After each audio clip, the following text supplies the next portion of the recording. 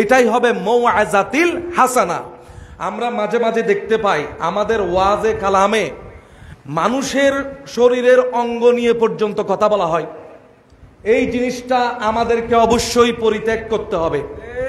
আমাদেরকে ওয়াজের মধ্যে আমি আমার কথা বলবো, আমার আকীদার কথা বলতে গিয়ে কোনো ধরনের অশ্লীল কথা, ফাহেসা কথা, কোনো ধরনের খারাপ কথা বলা তার মানে আমার থেকে মানুষকে কেটে দেওয়া।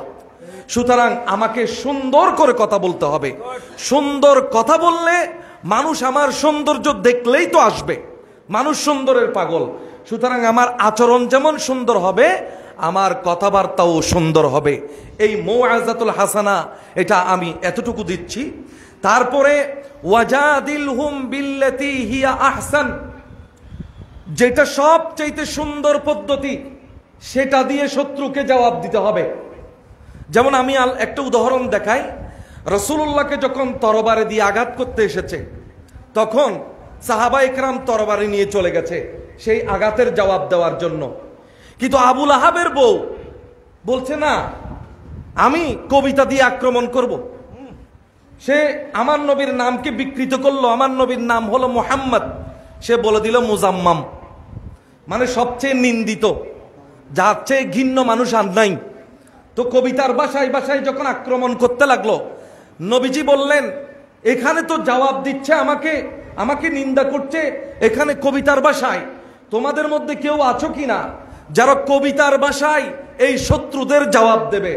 তখন কয়েকজন দাঁড়িয়ে গেলেন। কয়েকজনের মধ্যে আল্লাহ রাসূল ইন্টারভিউ নিলেন ধরে ধরে।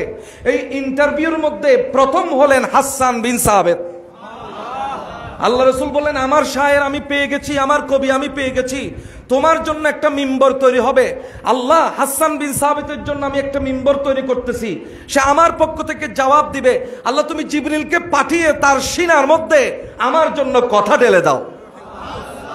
এইটা অর্থাৎ আক্রমণ যেমন হবে, প্রতি আক্রমণ তেমন হবে। সুতরাং জাদিলহুম বিল্লাতি হিয়া আহসান, যেটা সুন্দর, সবচাইতে সুন্দর, আপনার জবাব দেওয়ার পদ্ধতিটাও সুন্দর হতে হবে।